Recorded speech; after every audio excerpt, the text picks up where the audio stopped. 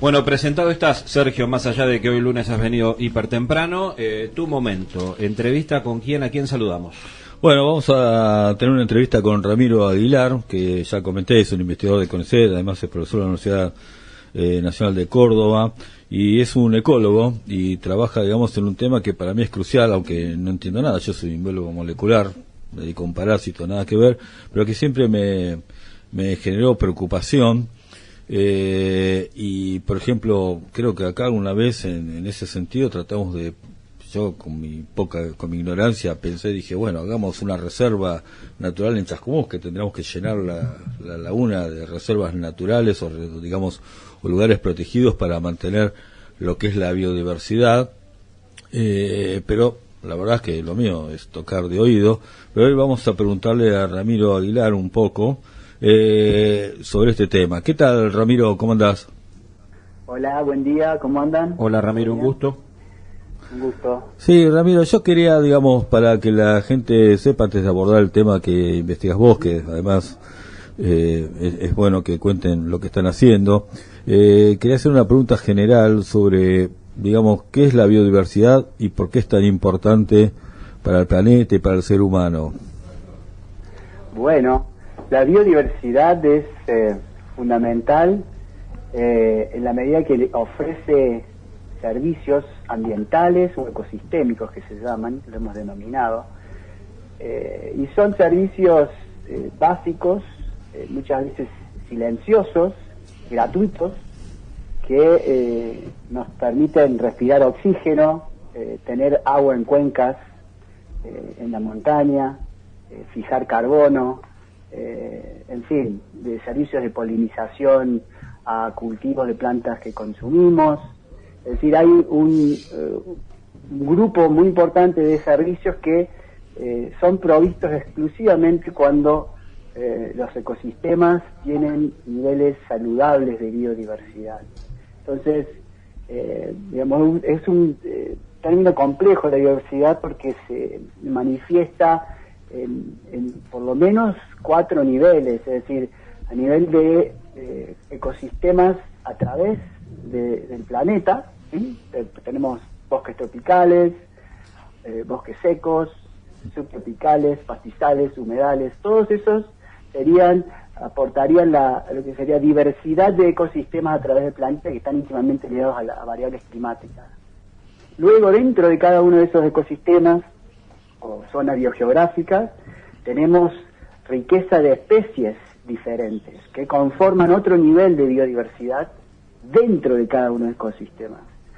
Y después, por lo menos, el tercer nivel es dentro de cada población de las especies que están dentro de esos ecosistemas, tienen lo que se llama diversidad genética, es decir, es la capacidad que tienen esas poblaciones de especies, ahora sí, de mantener sus niveles de diversidad genética a lo largo del tiempo, lo cual les da el potencial evolutivo para adaptarse a condiciones cambiantes en tiempo y espacio. Entonces, esos serían 3 niveles que debemos considerar de mantener saludables desde los genes hasta los ecosistemas, en esos 3 niveles bien diferentes, para que, sobre todo, que nosotros, humanos, podamos subsistir, porque realmente ahí hay un montón de cosas que si no están con una salud suficiente y con un nivel mínimo de biodiversidad o diversidad, esos servicios no se proveen, y ahí, bueno, entramos en situaciones de erosión y básicamente de carencia de provisión de esos servicios, ¿no? Sí, claro, además, bueno, ya hemos visto lo que pasa en la naturaleza cuando el humano, digamos, actúa, genera, no sé, bueno, lo que pasó, por ejemplo, ahora en Valencia, que de pronto no hubo forma de contener toda esa inundación, no tiene que ver exactamente con el tema de la biodiversidad, pero sí tiene que ver con el impacto humano en el ambiente. Una cosa que también me parece que quizás es bueno escuchar tu opinión con respecto a algunos conceptos que tiene la gente de biodiversidad. Por ejemplo, hoy a la mañana leí una nota que estaba muy buena, ¿no? Que decía que es bueno plantar maíz con frijoles y con zapallo, porque cada una de las plantas hace no sé qué cosa en la tierra, que parece estar muy bueno, y a eso lo llamó biodiversidad. Yo digo, ¿eso es biodiversidad? Me imagino que eso no es biodiversidad. A ver, no necesariamente. Lo que sucede es que, digamos, depende de la escala que uno lo quiera definir, vamos a tener un concepto de biodiversidad. A nivel de los sistemas productivos, en Argentina desde los años 70 esta parte, hemos tenido como un crecimiento casi exponencial de lo que es, la soja, ¿no? Claro. Siempre la soja transgénica que surge a mediados del año 70 y explota a principios de los años 90, con tecnología esta de la soja resistente a Roundup y demás. Esto lo que produjo fue una expansión de la frontera agricultura sin precedentes. Y eso es básicamente desmontar para sembrar. Los sistemas que se están ahora intentando volver son aquellos que se denominan agroecosistemas, en donde se trata de entender que que el bosque que está alrededor de estos cultivos tiene un papel fundamental, por ejemplo, en las cuestiones que yo estudio de reproducción de plantas, para la provisión de fauna de polinizadores que para muchos cultivos son muy importantes o que aumentan el rendimiento de los cultivos de manera significativa. Entonces, hay muchos estudios de colegas del INDIR que están analizando eso, digamos, cuál es la relación que tiene el cultivo en sí mismo en la presencia o ausencia de remanentes de bosque que puedan aportar servicio de polinización. Entonces, ahí uno puede medir esa, si se quiere, biodiversidad en torno a cuán heterogéneo es ese paisaje y con respecto a un monocultivo como vemos en la Pampa Gringa al sur de Córdoba, donde ya ni siquiera hay alambrados, donde crezcan, digamos, plantas herbáceas y nada, es como un desierto verde. Sí, tremendo. Donde no hay posibilidad de medir ningún tipo de diversidad que no sea el cultivo de soja. Entonces, sí. Mi ámbito de trabajo fundamentalmente ha estado ligado a entender cómo se reproducen las plantas en estos paisajes fragmentados. Fragmentados, ¿no? Sí, que son la norma, son la regla más que la excepción. Entonces, intentar entender cómo es la dinámica en el largo plazo de estas poblaciones que ahora están ahí en estos paisajes fragmentados, ¿no? Entonces hemos detectado que hay situaciones que no tienen retorno y que es necesario modificar, tomar carta en el asunto y modificar, planificar un plan de restauración y reconectividad de esos ecosistemas, porque de otro modo en el mediano y largo plazo van a ir perdiendo especies, van a ir como año a año perdiéndose especies a nivel local en estos ecosistemas. O sea, para entender un poco, bueno, en realidad yo estuve un poco leyendo uno de tus trabajos y vi que, bueno, entre, digamos, los sistemas fragmentados significa que debe haber un campo enorme entre un espacio natural y otro espacio natural, y que, o entre, digamos, que quedan reducidos a pequeñas áreas. Y que hay plantas que, digamos, que se pueden autofecundar y exitosamente, y esas tienen menos problemas, pero las que no se pueden autofecundar exitosamente, que necesitan un macho y una hembra, esas tienen más dificultades, y ahí es donde se empieza a ver el problema grave. Algo de eso. Sí, exacto. Digamos que cuando se desmonta, muchas veces se dejan remanentes de bosque porque o el suelo no tiene el perfil adecuado, hay piedra. Entonces, acá en este sector de Sierras Chicas, digamos, todo lo que es el Chaco Serrano, donde nosotros estudiamos aquí en Córdoba, en el Pedemonte, hay un paisaje fragmentado desde los años 70 esta parte, y esos quedan como islas de bosque nativo inmersos en matrices de cultivos de soja, básicamente. Entonces, nosotros intentamos entender cómo es la dinámica de esas comunidades que quedan aisladas o semi-aisladas, porque lo que hay que entender, que las plantas son unos organismos, por cierto, déjenme decir esto, fascinantes y fundamentales para que todo el reino animal exista, ¿no? Claro. Es decir, producen oxígeno que todos respiramos y son la base de la cadena trófica de la vida en la Tierra, es decir, sin las plantas no habría nada, ¿no? Y al ser autótrofos son los únicos organismos que no requieren matar para sobrevivir, digamos. Básicamente con luz y agua y nutrientes del suelo ellas se desarrollan. Ahora esta independencia, digamos, de ser la base de la cadena trófica, no quiere decir que sean totalmente independientes. Ellas para poder moverse, porque cuando son adultas son organismos sésiles, y la única posibilidad que tienen de mover sus genes, ¿sí? La capacidad de movimiento que tienen son a través del polen, que es el gameto masculino, a través de la polinización, cuando tienen sexo las plantas, que el 90% de las plantas terrestres, que son angiospermas, las más exitosas, dependen en mayor o menor medida de vectores, de polinizadores animales. Esto es insectos que transportan el polen de una flor a otra, de un individuo a otro, y de esa manera las plantas tienen sexo, y esto es muy importante. El sexo en general es muy importante para todos los organismos vivos. ¿Para qué? Para mantener o aumentar la diversidad genética. Y por esto que decía al principio, decimos, esa porción de la biodiversidad a nivel de las poblaciones. Es importante que mantengamos la diversidad genética dentro de las poblaciones, para que cuando hay cambios ambientales muy bruscos, haya genotipos que puedan sobrevivir a esos cambios.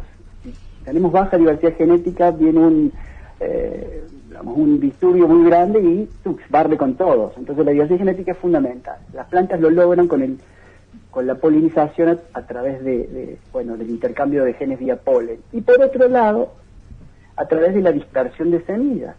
Es decir, las semillas son podemos pensarla como naves espaciales que permiten que las plantas muevan su progenie. Es decir, ahí adentro de una semilla tenemos el embrión que ya ha sido fecundado, es decir, una futura planta que tiene un paquete de endosperma que le va a dar alimento durante un tiempo hasta que pueda empezar a hacer fotosíntesis. Entonces es una unidad de dispersión diploide que muchas veces también depende de vectores como las aves, que comen frutos y defecan y les permiten moverse en el espacio y colonizar nuevos lugares.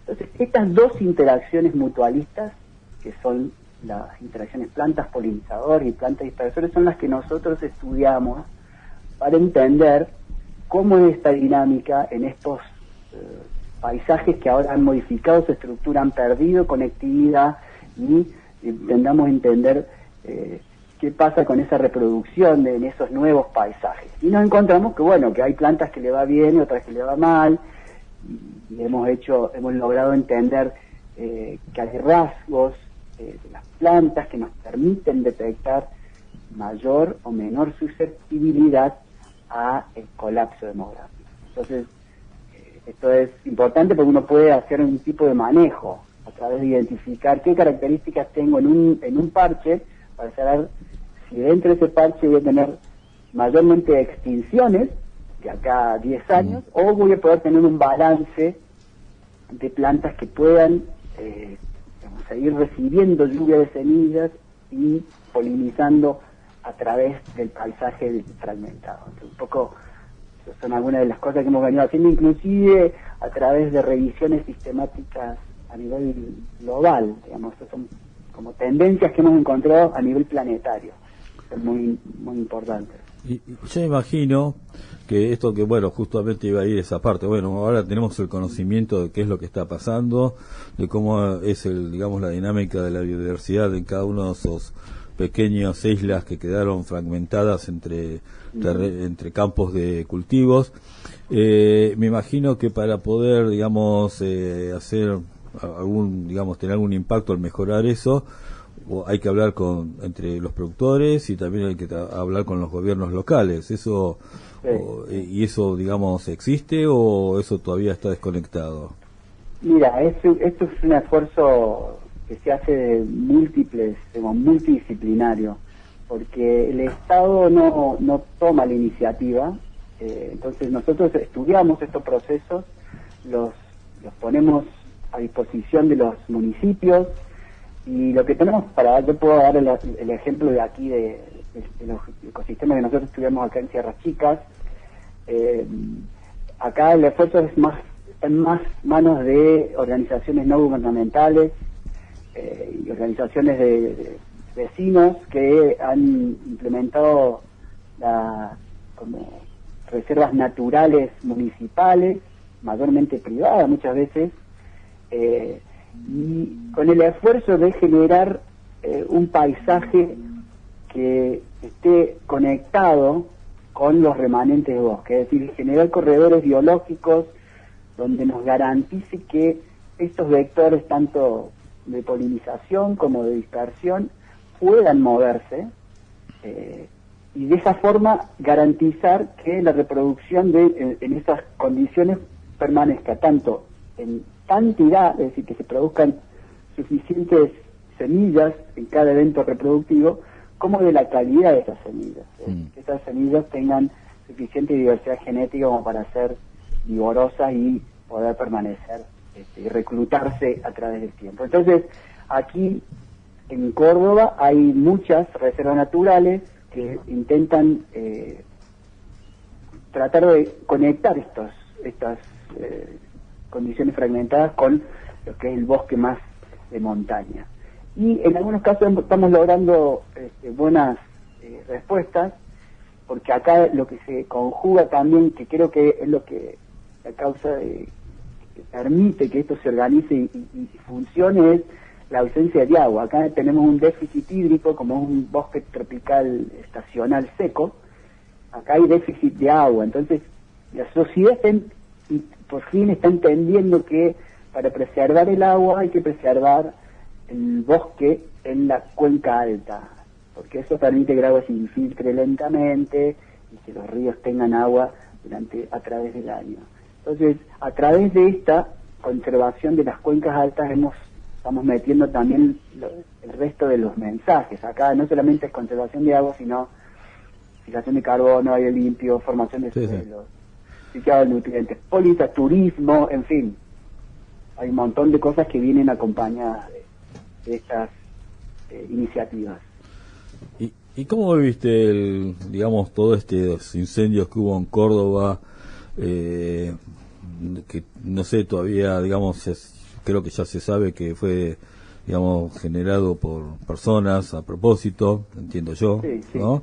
Sí. ¿Cómo viste? Porque eso me imagino que o sea, vos estás haciendo un esfuerzo enorme por tratar de mejorar todo esto y de pronto te incendian medio Córdoba. Sí. Tenemos nosotros además con Lucas Carbone, que es un alumno mío que actualmente es investigador, tiene su línea de investigaciones evaluando efectos de fuego en reproducción y polinización. Sí, estamos estudiando estos sistemas también desde hace varios años. Con la ayuda de la CONAE podemos determinar cuáles son los puntos más calientes, es decir, sectores de todo el arco de sierras, de las que son las sierras chicas, que llamamos nosotros. Acá tenemos dos cordones, sierras chicas y las sierras grandes, que están más hacia el oeste. En sierras chicas tenemos posiblemente la mayor frecuencia de fuego de toda la provincia de Córdoba, y a través de imágenes satelitales podemos identificar cuáles son estos puntos calientes que te decía, regiones donde la frecuencia es muy alta. Estamos hablando de 3 o 4 incendios por década. Lo que hemos venido midiendo nosotros es básicamente que sí, el aumento en la frecuencia de fuego es exclusivamente el resultado de la actividad del hombre. Son fuegos generados por la mano del hombre. La única el incendio natural solo ocurre cuando hay alguna ignición por un rayo, que en estos casos no se produce nunca, porque acá las lluvias empiezan en septiembre, octubre, y los incendios se concentran en agosto, julio-agosto, es decir, anticipan la lluvia, y precisamente se hace como para aumentar los productores de ganado en la sierra, en todas partes, queman para iniciar el verdeo antes. Entonces eso trae muchas consecuencias negativas, tanto para las plantas, obviamente, como para la calidad del suelo. Eso es lo que estamos midiendo. Digamos que un fuego es positivo para las plantas, para la reproducción de plantas, pero cuando aumenta la frecuencia se torna completamente negativo y erosiona, como te digo, tanto la reproducción, las poblaciones vegetales y la fauna de polinizadores. Entonces sí, es un problema también muy complejo. Acá, de vuelta, la resolución de estas cuestiones surgen cuando los intereses que están en el medio se ven afectados. En este caso, estos últimos incendios barrieron con mucha propiedades escasas. Sí, claro. Cuando se quema el bosque, porque solamente el bosque pasa más desapercibido, pero en este caso ha tenido mucha trascendencia porque, bueno, ha afectado a sería zonas periurbanas y bueno, en buena hora que el Estado tome carta en el asunto, pero es una situación muy compleja porque las penas pocas veces se encuentran a los culpables y entonces es muy difícil, la verdad es muy difícil manejar esto.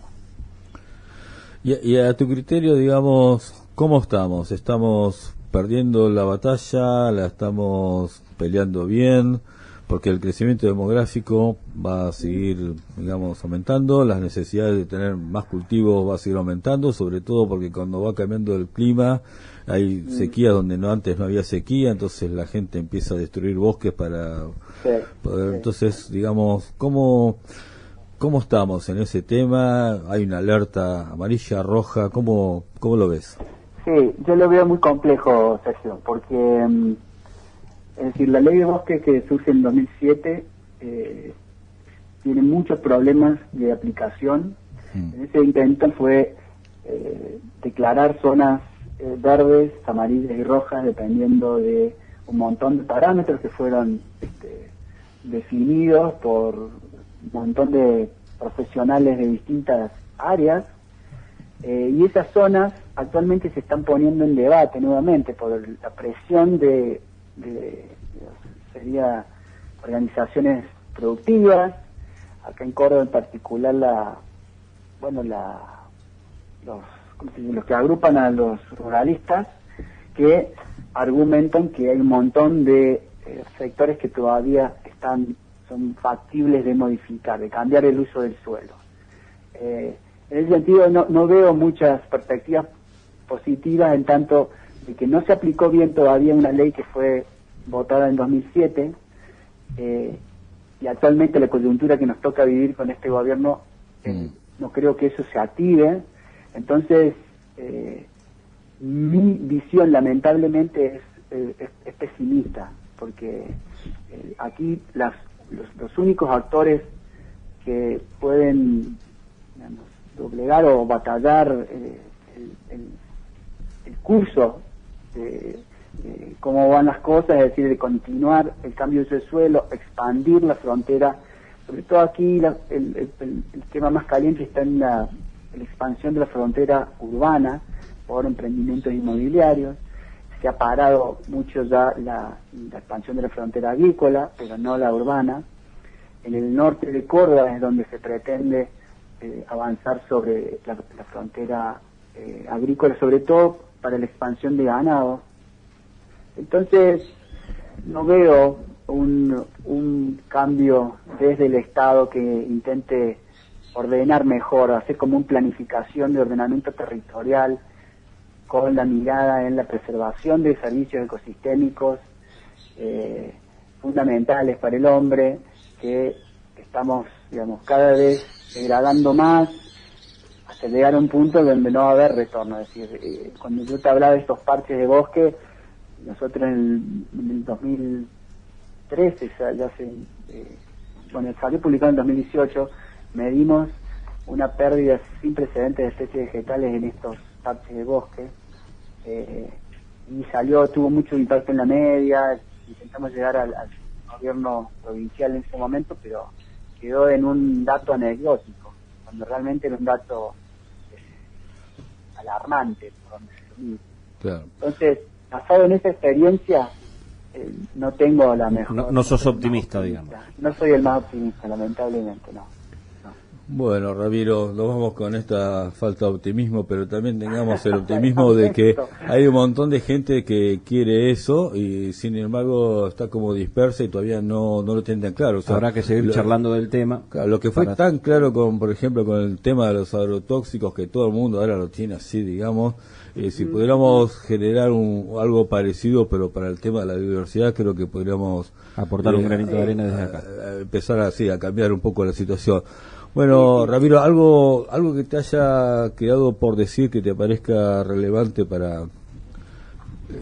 creo que es muy importante que la sociedad entera les llegue este mensaje, digamos, de la importancia de la biodiversidad para el bienestar del ser humano. Es decir, es poner en contexto y visualizar que la pérdida de especies, digamos, no solo tiene una importancia per se, perder especies, sino también está ligada íntimamente al mantener servicios que proveen los ecosistemas a toda la sociedad. Exactamente. Son de vital importancia. Entonces, como son gratuitos, están ahí a la mano y son silenciosos, nadie se da cuenta de eso. Cuando la sociedad se empiece a enterar de esto, creo que va a haber ahí quizás un poco más de empuje, que va a venir de la sociedad hacia arriba. No creo que venga desde el estamento del gobierno, del Estado nacional, provincial hacia abajo. Simplemente porque se desconoce. Ramiro, te mandamos un abrazo, gracias por este rato y seguiremos gracias. aportando un granito de arena. Bueno, muchas gracias, Ramiro. Gracias por la comunicación.